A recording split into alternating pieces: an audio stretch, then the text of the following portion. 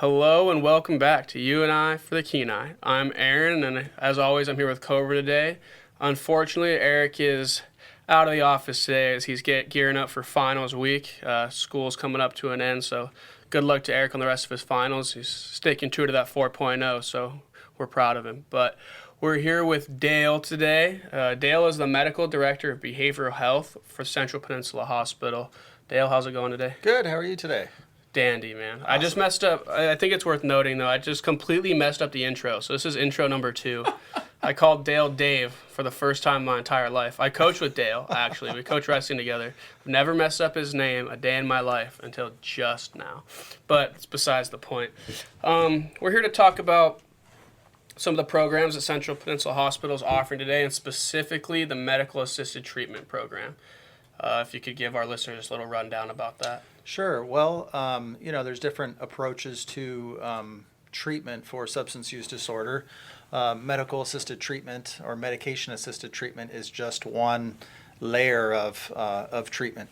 Mm-hmm. And so we're talking about typically prescription medications, specifically Vivitrol, methadone, Suboxone are the 3 main medication-assisted treatments that we utilize. So we kind of talked a bit off recording about how there may be kind of a stigma associated with these medications and their use in aiding people. Do you know kind of maybe how those arose, or what common misconceptions there are about medically assisted treatment? Well, there's certainly with all 3 of these medications, they work in different ways. I guess I could touch on that, but yes, there still is a stigma among even people in recovery where there's some doubts or questions in regards to, if they're on a medication to help them with their cravings, am I not just trading one drug for another? Is this just another crutch, Mm-hmm. And I think it even goes back to, longer in history where there was a period of time where even in NA and AA groups, even using antidepressants was seen as a negative type Mm-hmm. of thing. And I think that's evolved over time to kind of have a better understanding that there are people with neurotransmitter imbalances in their brain, no different than there's people with hypertension that benefit from using medications sometimes. And so I think this is just another thing that has to evolve over time for having groups that are going to be more accepting to people that are in recovery and also under, MAT treatment. It's actually interesting, because there is just hearing about this, and we've learned a little bit about MAT just, through doing our recordings and the last year we've been doing this, and you can definitely see it from two very different perspectives, because you can take substance abuse disorder and people who suffer from that in this realm over here where it's there's something, traumatic, there's something deeper than just, the physical part of it where it's this led to this, which led to this, and I'm covering up this pain, or I'm doing this, and I've started covering up this pain, and so I need to go back, I need to address that and fix that, and then I'm not going to have these recurring problems anymore, these foundational problems. Mm-hmm. And then there is a very, medical, physical explanation of dependence as well in mm-hmm. substance abuse, and so... Well, we're still figuring it out. There's multiple theories in regards to addiction and why some people have struggles with addiction and others don't. There's not a black and white answer as of yet. We're still figuring out how the brain works. Mm-hmm. I mean, the research and how the brain works is just increasing, every year in our understanding of how this works and how addiction is related to that. I've been a practicing physician assistant for 21 years now, but I've only been specializing in addiction for 2 years. Mm-hmm.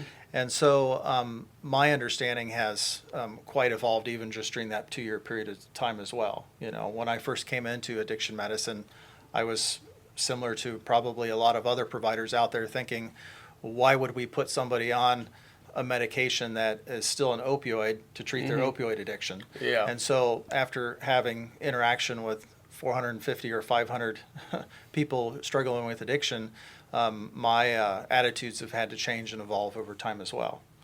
Just kind of the actual proof of seeing some of these treatments change people's lives. Is that what really drew it Absolutely, for you, and or? save lives. Yeah. You know, so my I guess my own personal philosophy of approach to addiction is that it's not just a physical issue. It's not just a psychological issue. It's not just a social issue, or it's also a spiritual issue. And so it's all four of those combined. And for a person to do well in recovery, they really need to get a good base under them, physically, spiritually, mentally, psychosocially. All these things need to be in good balance for all of us, you know, for us to be functioning well. And so my focus is more on the physical aspects of that. But I certainly encourage that people get those other aspects in their lives, worked on with different fields. So. Yeah, that makes a lot of sense. Kind of where I was, like with those perspectives. There's not just one perspective that seems to really get the job done. Because we've recorded with people that are like, "Oh, I dove into this, and then it didn't work," or "I dove strictly into this and it didn't work." So I feel like there's a lot of validity to that balance that kind of comes with a lot of this stuff. But even taking the first step easier seems like a great plan of taking that physical aspect out for people who are afraid of pain or afraid of withdrawing really hard, and what symptoms are associated with that, having a alternate option where they know that they don't have to deal with that. There's still all the other aspects that are definitely important and definitely hard work, but knowing that there's an option other than I'm just going to feel terrible, that must be really great. Yeah. So my own, when somebody comes into our detox unit, I usually sit down with them and take a very thorough history of their substance use, how old they started using, what substances they've been using, how much, how often, et cetera, et cetera. And so my basic approach may be different than another provider's basic approach, but in some ways it's similar. So what I would tell you that, for instance, if I had somebody come in and say, I'm 27 years old, I just started using heroin 3 years ago, I'm now using about a half a gram a day, that's a relatively short period of time that their brain has been exposed to opioids. And so in that instance, I would usually recommend somebody actually go through a physical detox where we use medications to help them manage their symptoms over a period of 5 or 7 days. And then we get them onto a medication like naltrexone. Naltrexone comes in two different forms. It comes in pills and also in an injectable form. I prefer the injectable form because then a person doesn't have to remember to take a pill every day. And then the medication Vivitrol, it's not a substitute for a drug. It's basically an opioid blocker in the brain. And so it not only helps reduce cravings, day-to-day cravings for someone, it also, if they have a minor relapse, they go out and they smoke some heroin or they use a small amount, they typically won't receive any kind of euphoria from that smaller dose, initial dose.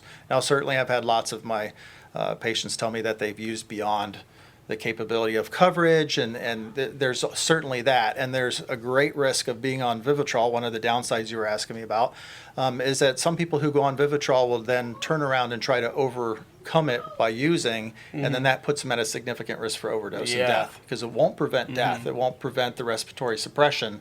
You just won't have the full euphoria or the feeling good while you're dying. Right. Yeah. And so that's the benefit and drawback. And the reason I say that's my primary approach is that if a person's brain has not been habituated more than 10 or 15 years on opioids, Vivitrol has been, I've had a great success with folks maintaining their sobriety and abstinence on Vivitrol for both alcohol and opioids. It's specifically indicated by the FDA for both of those. If I have someone that started using opioids when they were 13 or 14 years old, they've been using more than 10 years, they're injecting more than a gram or two a day, or if they have a lot of psychosocial issues going on, they have a lot of legal problems going on, they're going through major divorce and custody battles with OCS. Those are my clients that I'm usually recommending, hey, you've got a lot going on in your life. How about we stabilize your opioid use disorder get you on Suboxone, prevent you from going into any withdrawal, get you feeling without any cravings, Yeah. and then help you address all these other issues in your Yeah. life. It's kind of where that balance comes into play. And then later on, you know, whether it's 6 months or a year, you've got all these other situations possibly settled down and, you know, dealt with. We can talk about a consideration possibly of bringing you down off of that. So buprenorphine, which is Suboxone, is what we call partial agonist, meaning that it's not a full stimulator of the opioid receptor in the brain. It stimulates it a little bit, and it binds onto the receptor in the brain. It does have a stronger affinity for that receptor in the brain than heroin does, and most other opioids like hydrocodone, oxycodone. So if you use some of that, it's supposed to not let you overcome it until you get to a certain really super high doses. Yeah. So it prevents a person from going into having to suffer through the withdrawal process, but it also stabilizes them from a physical standpoint. And again, giving them the opportunity to say, I don't have to be buying street drugs every day. Now I have a drug that's keeping me from feeling terribly sick. Yeah. And I can address all these other underlying issues. Yeah, especially with what you were mentioning there. I guess the concept of, I'll quit, but I'll just wait until whatever's happening settles down, because thinking that you can't afford to break down either physically or, you know, even maybe emotionally, and having other options, it definitely seems to cover, I guess, that kind of mentality. Right. So, and again, my personal approach, it might be a little different than others, but I like to use the Suboxone strips or the tabs for stabilization for a 5 to 7 day period, and get everyone on to the subuclade injection. The subuclade injection is a once-a-month shot of buprenorphine. It stabilizes people who are on a dosing range of between 8 and 24 milligrams of Suboxone a day. And it's a once-a-month shot. It's very smooth. People I have tell me that are on this medication, they don't wake up every day and think, I got to take my strip, you know, and I need my strip right now. So it also kind of deals with that pattern of behavior of, I'm feeling sick, I take something, I feel better. You know, so that piece is taken away or out of the equation of a pattern of behavior. They're no longer taking a medicine to not feel sick every day. Yeah. It also is quite nice because it's so long acting. It'll stay in the system after, if a person gets 2 or 3 subuclade injections, it'll actually stay in their system for 4 to 6 months. And so if I have a person that's working on a fishing boat or working up on the slope or has transportation issues, and they happen to miss an appointment with me, it's not like, bam, they're going to go into automatic withdrawal the day after they miss their injection. So they really have 4 to 6 weeks of time frame to come in and see me if they missed a dose. Right.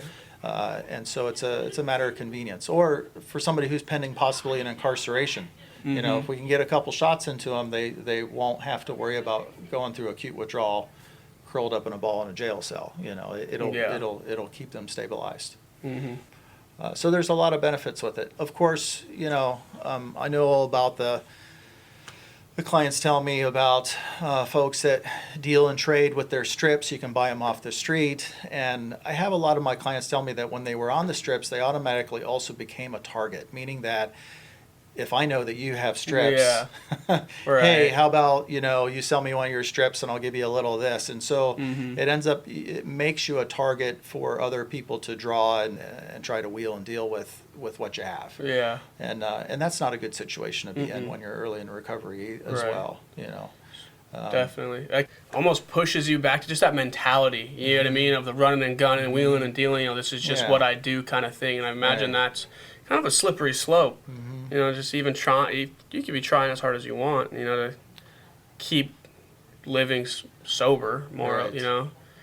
But once you get kind of fall back into that, you know, it'd be pretty difficult to, you've been doing it for so long compared to how long you've been in recovery, you know, in this hypothetical situation. Like, well, in a lot of the recovery stories, we've had people talk about having to make new friends and having to kind of separate in order to start a new life, more or less, but being a target, I guess, and having people possibly kind of hound you for what you have, definitely not a situation you want to be in. So Just won't let protecting your strips, you know, Yeah. like Yeah. a lot of people don't live in really highly secure, you know, day-to-day life environments. And so they're always worried about somebody stealing their strips, or somebody does steal their strips. And then, you know, then they're in this constant battle. And also when they're on the strips, you have to come into your provider's office regularly, so often. Oftentimes it's, you know, every 3 or 4 days for the first couple weeks, and then it's twice a week for, you know, a month or two, and then it's, you know, monthly, and it requires a lot of transportation and time consuming. Whereas if you get onto the monthly injectable, it's much simpler. It's a lot less running around trying to focus your life on getting a drug that's going to keep me from going in withdrawal, you know, instead focusing on your other aspects of your recovery. And so that's why I like the injectable. Now you're asking about downsides of MAT. Well, one of the downsides of using buprenorphine, it is an opioid. It's a partial agonist, but still is an opioid. Yeah. So for those folks who are early, you know, I'll say less than 10 years of using opioids, if they've only been using 2 or 3 years, and then I go and I put them on a partial opioid agonist, that adds to their total lifetime history of exposure to an opioid. So I'm still exposing their brain to an opioid on a long-term basis. Yeah. And so, again, that's why I usually try to take a really detailed history and talk about all the different options and the benefits and drawbacks with our patients. So they pick what's possibly going to best work for them, or if they've tried something in the past that hasn't worked well. I have lots of people that come in to see me that haven't done well on strips for a variety of different reasons. And I talk to them about the injectable, and that seems to work well for them. Yeah. Now, granted, there's lots of folks in the world, in the recovery community, that where the daily strips and films have worked well. But my observation is that those are typically people that have everything else in their life is going well for them. Yeah. They have a job on the slope, a day-to-day job. They have a supportive family. They have all the other things in their life are going well, and it's somebody that remembers to take their medicine every day, and they're very responsible with it. Yeah. But that's the folks that I'm seeing are usually on the other end of the spectrum, where there's a lot more chaos going on in their lives and a lot more difficulty to deal with. So you mentioned earlier, you know, starting. So if they're 2 to 3 years, have been running and gunning for about 2 or 3 years, you like to go the Vivitrol direction first until they're stable enough to move on to. Do they move on? Do they have to move on to something else, or if it's working, do you keep moving with it? There's never, with Vivitrol, which is naltrexone is the drug, and there's pill form of naltrexone too, but you have to take it every day.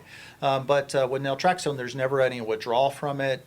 You never develop a tolerance or a dependence to it.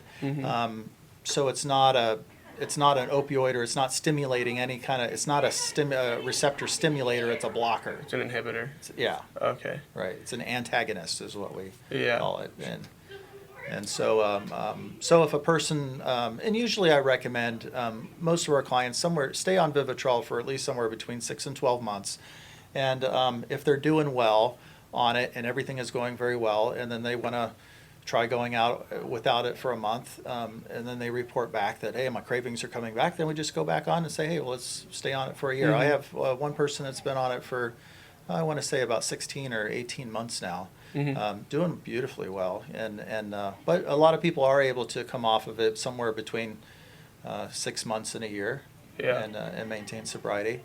You guys I probably hear this more than I do, but there's an interesting phenomenon. Somewhere around 9 months, lots of people relapse, and I don't know what is so dangerous about 9 months. Do you have any kind of idea? And I have my own observation. It's like I'm not sure if it's complacency, where somebody's got some sobriety under their belt, they're starting to get things going back better in their life, and then somewhere around 9 months they either lose a job, they get into a relationship breakup, or something happens, and then bam, they just go right back into a full relapse. And so that's why around 9 months I always caution people, hey, you're reaching that 9-month danger window, so let's double down on your meetings and talking with your sponsor and making sure that we're taking care of all your cravings. But I'm still looking for a better attack plan for that 9 month. Yeah, that is actually interesting, because we were just talking to somebody the other day where it was 7 months, you know, And so it's really interesting. It's like it is. I mean, from what we've noticed too, right around that 9-month stretch, and we'd have to look back. I don't remember exactly. You remember the podcast with the other Aaron? Uh-huh. Yeah, he said that basically day one, he just felt like a rock star, getting that early recovery boost, just like, yeah, I'm beating this. I'm really getting through this. But then as the months progress on, I guess the excitement of overcoming, since it's such a regular thing at that point, it's not like you're battling this what's that term? Oh, cunning. Yeah. Like a cunning, the disease of addiction, a theory could be that you kind of forget about how dangerous it is. And also talking to someone else, they were saying that like the first week is really hard, and then you get to like 6 months, things are going well, but at some point you just kind of realize that life's hard. Yeah. Like life is just hard, and things are gonna happen, and you kind of got to deal with that. And even maybe 9 months could be a typical. I think it is like that 6 to 9 month range. You know what I mean? In between there, where you start like, I feel like when people get past that, it usually goes on for a little while after that. You know what I mean? But that 6 to 9 month range is when you find like, when people from our experience seem to really just realize like that life is like, especially like the tornado they've created, and then like all like, the reward that comes with dealing all that, the making amends and doing all, and that's difficult as well. That's some really hard, deep stuff. But usually, like, you're in inpatient out treatment, going to meetings a lot. You have a lot of support system there, and then it seems like by 7, 8, 9 months, as you're going to work more and doing more life stuff and just kind of transitioning out of recovery mode into living mode, whereas that 6, 9 month window where you have to learn to live again, and that's when people really seem to struggle. It's like the honeymoon's over, and now we have to. Yeah. Or something catastrophic happens for the first time. Right. Something, get like some kind of illness or something, and you're like, well, how am I going to deal with this? Right. And understanding, keeping up with the things that got you where you are now is so crucial. But it's easy to forget that. Once the pain of being where you were is kind of out of your mind, I think it becomes easier. It's like, well, just one more time, and that is the most slippery slope. Yeah, and I mean, like you said, the disease is super cunning. It's waiting for something like that, to come up and for you to say, well, it's been this long, like either, and then this happened, like, I just don't care. You know what I mean? Not in a bad way. It's just like that's your self-rationalizing it to yourself. That's your justification. Sure. You know what I mean? You really do. Sure. You genuinely care a lot, but then the disease says to you, no, you don't. You have those thoughts, I feel like, creep in the back of everybody in recovery's mind. You know what I mean? Like, you kind of have that voice, that voice that you don't usually listen to for the first 6 months because you're so focused on it. Month 6, month 7, month 8, month 9, you're not as focused on it. You're focused on living again. And that's exactly when it's going to kind of creep back up and in. So, that's... And we know from, the science and the brain scans and PET scans of the brain that it takes a year to 18 months for the brain chemistry to kind of normalize into a normal pattern, meaning that when a person's been using substances hard and heavy for a period of time, the frontal part of the brain where you make your long-term decision making and planning and impulse control and all those types of things are kind of put on the back burner, and you're running on your midbrain or your animal type brain, as we'll use a term like that, where you're just focused on my next use. And so it takes a year to a year and a half for their frontal cortex to be actually come back online and you to be making good solid decisions to protect yourself, whether it's financially or emotionally or et cetera.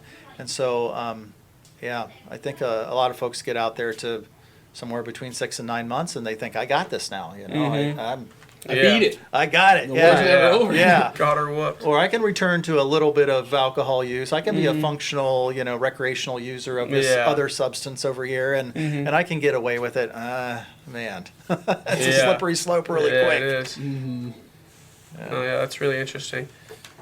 And it's understandable, and I think that's like what we mentioned before. The parts of your brain that are working in different ways. You talked about your middle brain, the animal brain, as people say.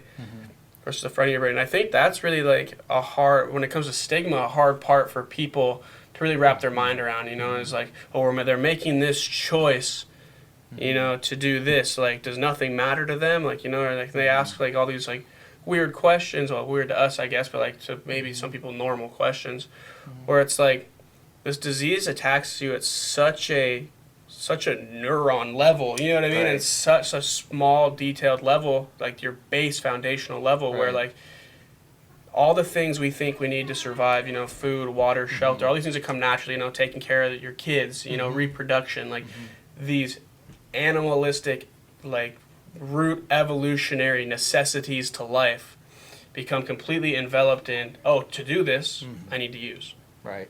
That's how I survive. I use that. Right. That's is the only thing that I'm focused on. That is my survival. Like it completely overruns an entire part of the brain, and like I think that's a hard part for people to kind of like, you know, put their footsteps in because it sounds so.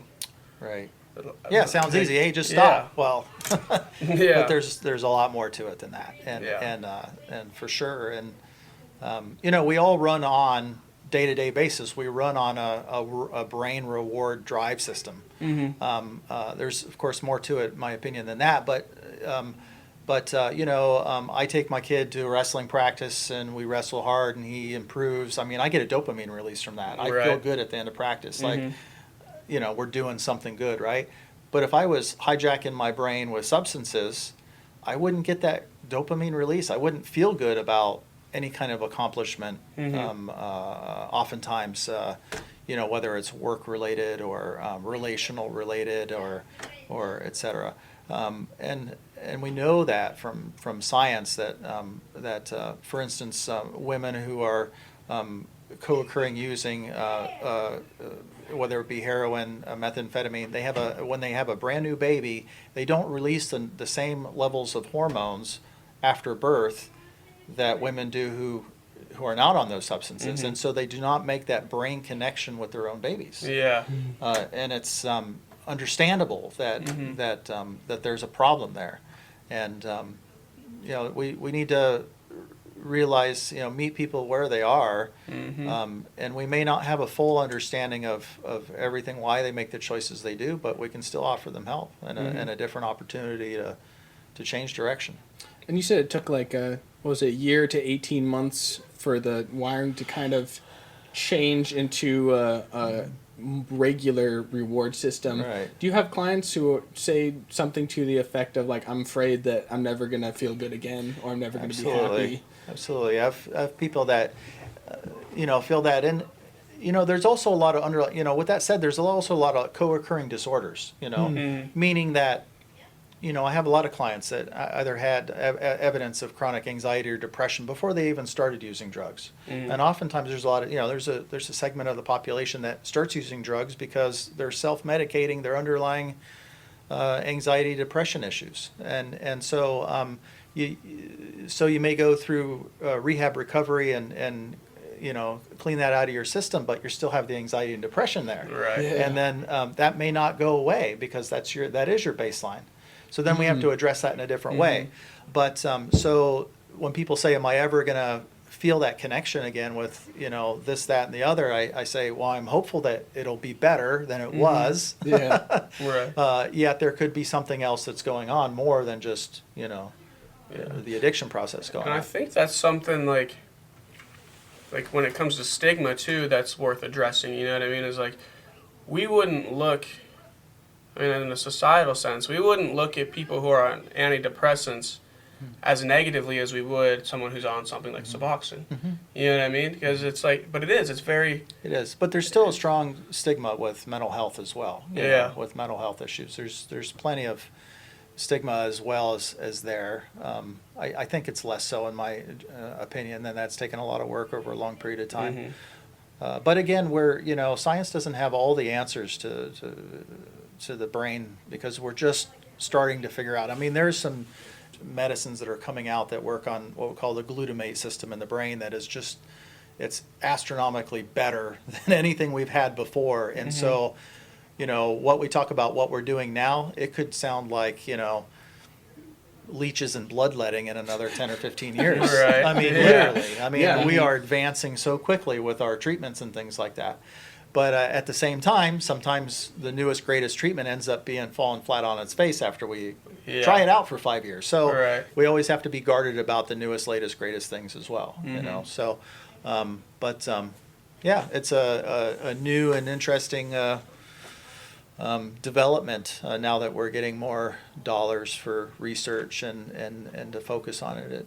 It's helping further along our ability to help people. Mm-hmm. So I'm not sure if do you meet with clients, or are you more of the manager, but you meet with clients? No, I probably spend 90% of my time treating people one-on-one. Awesome. and 10% doing some management stuff and program development and Yeah. guideline development and that type of thing. So you talked about meeting people where they're at. Is that kind of is it pretty easy to get a hold of you, or to find out a way to work out a plan with you, or is there a lot of steps that people have to take to? No, it's very simple. So if somebody doesn't know what is going to be the best approach for me, if they're interested in just exploring options to get them onto a road of recovery, they can make an appointment with me. They just call our desk here at Serenity House intake office, and I have outpatient office hours on Wednesday, Thursday, and Friday. And they can schedule an hour-long consult with me, and we'll just chit-chat about what they're doing, what they would like to do, what they would like to change, and at least from my perspective, I can share different alternatives that might help them get there. Right. And it's just a low-key talk, discussion. I'm not going to force medication or force options on anybody or anything of that nature. We're a completely voluntary program, so. We do take some people sometimes referred by OCS, et cetera, but I'm not engaged in any kind of programs where it's mandatory treatment. Yeah. Myself. So, and that's their easy first step, is to come in, and even if if somebody comes in and they're acutely sick and dope sick and curled up in a ball and vomiting, of course I'm going to offer them acute stabilization and get them into our first level of step is usually care transitions, which is we call it a drug detox facility, but it's also stabilization. Some folks do better off getting stabilized on buprenorphine over a period of days and then getting onto the subuclade, and some people want to just complete their detox in a medically supported environment and then go on to Vivitrol. And again, that's just another step. And then while they're there, they get to talk with our counselors about other additional treatment options, because just dealing with the medical side piece of it is just a small part of it. The other part comes into the counseling and the mental health treatment, and so the next option could be for them possibly to go into residential care, whether it's at Serenity House or Rainforest or Sitka or Dina Coy. It could be at one of those programs.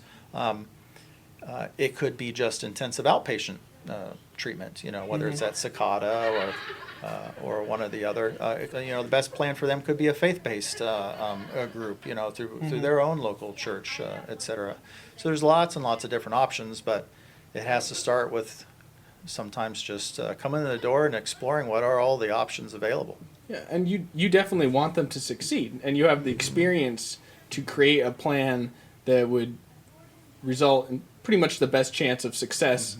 Perhaps drugs like Suboxone maybe have gotten a bad rap because they've been used without the consultation of someone who's experienced, Right. and they think, oh, I'm just going to get clean, or I know that this will take away the withdrawals, and I'm just going to do this my own way. Is there a reason why that's a kind of... Well, I'll say this, is my patients have educated me more about drug use and the best way to treat drug addiction than any of the books or the highfalutin meetings that I've gone to with experts.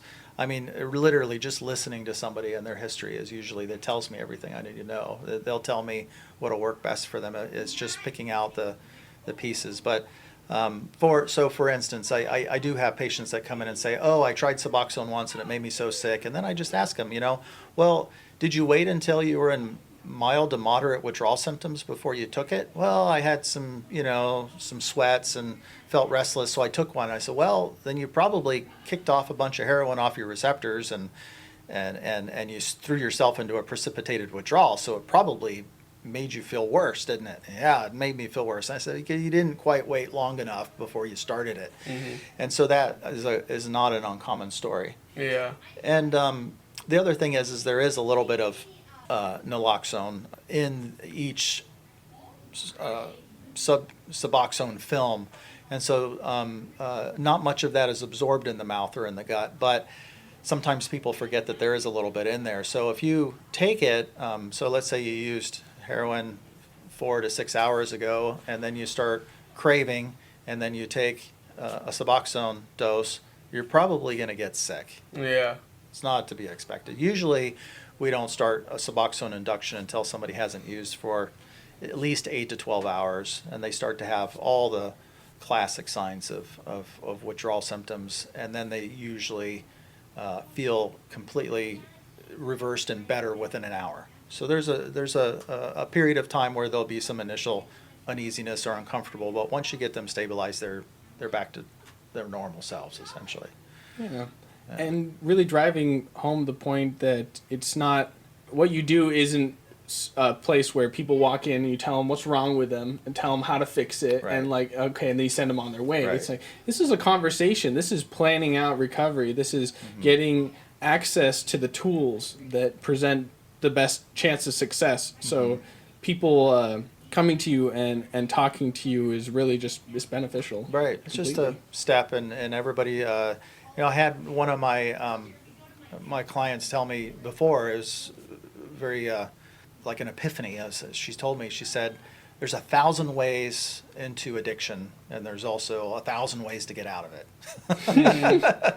But what works best for you, you have to figure that out. And so that's where you have to use all the tools in your toolbox to figure out how to get onto a path of recovery. And that's talking with oftentimes a medical provider. It could be a spiritual director, somebody in your church. It could be a mental health counselor, and it could be a substance use counselor, getting into NA meetings, AA meetings. There's all these different tools that we have to help people get onto recovery. Yeah, that support is really out there. Yeah.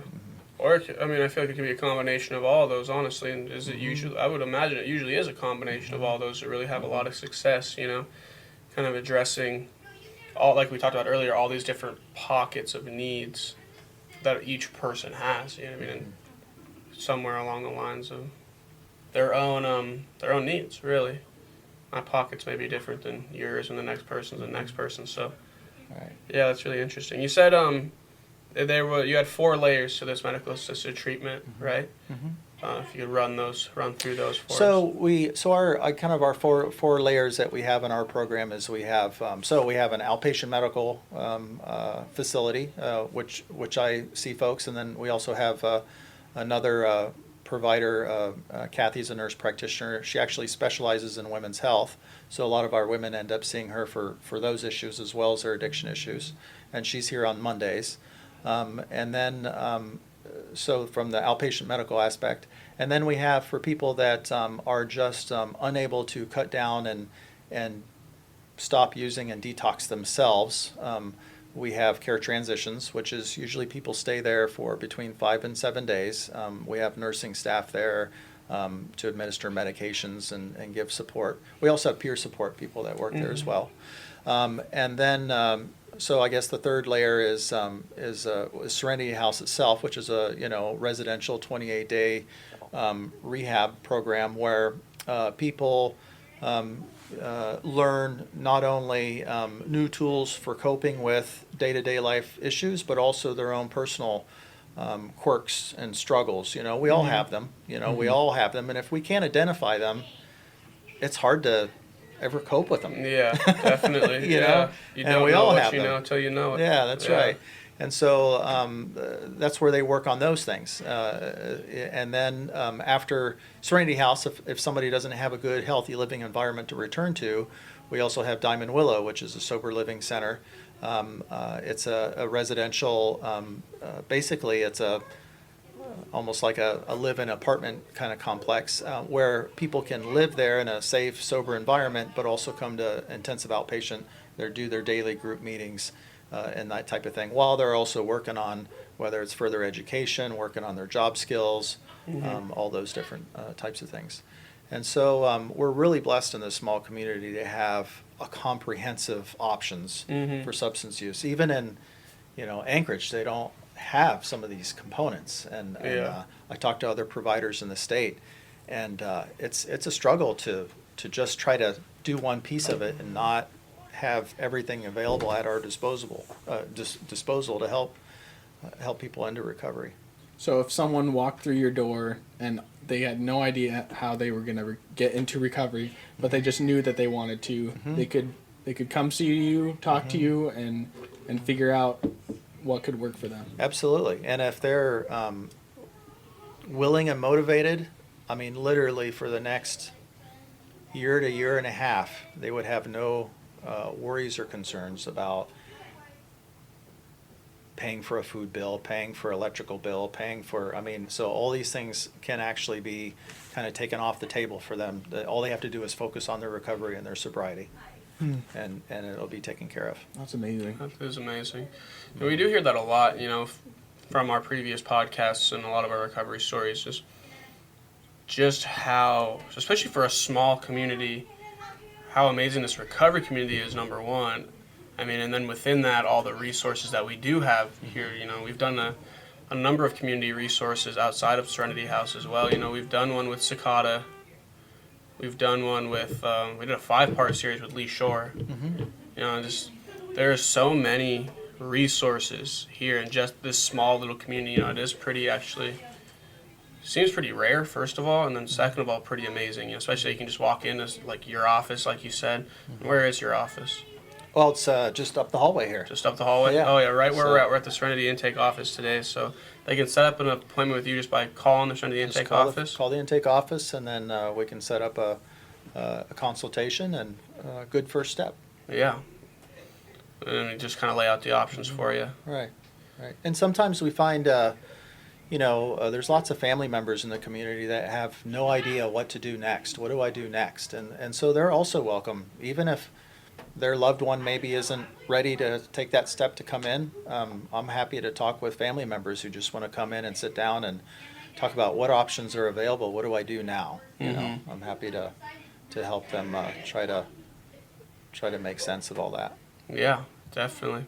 Especially with our podcast with the other Aaron. He was mentioning how the disease of addiction really does affect the people around you, even to some degree, more than yourself, because they don't have the escape. So having the resource to understand what they're going through, how you can help, definitely super huge stuff. So it's funny that, we coach wrestling a little bit together, and you're a much better coach than I am, by the way. But No. but in a lot of ways, my job here is I'm just a coach. I mean, we find people with where they're at. They may not be physically superior, so we got to work on those aspects, or they may need some work on their technique, and we work on that, and we find out where their own personal weaknesses are, and we work on those. And so I feel like I just go to work every day, and I'm coaching people into a healthy life. Yeah. And so I love this work. It's great. Can't make them come into practice, but you can line them up for success. That's right. Hey, come on in, and we will try to figure out a way to help. Definitely. That's exciting. And it's exciting to have, these kind of crossovers in our community, because, Koebryn and I, we work with a lot of different aspects, of all these things. We do a lot of stuff with the Peninsula Points on Prevention as well. We do a lot of joint community events and stuff like that.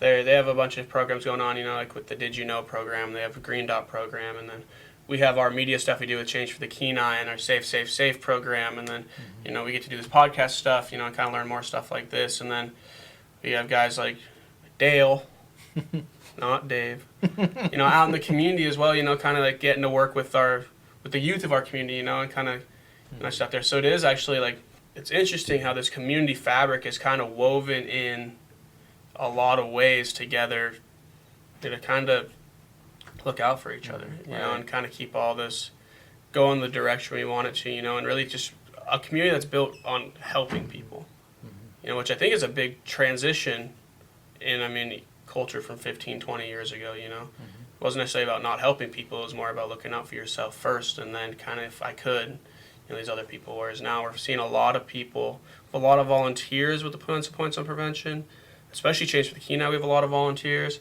We have a lot of people, coming together and looking out for the community. So that's just, I don't know, that's a tangent, obviously, but I was really excited about it. So, Yeah.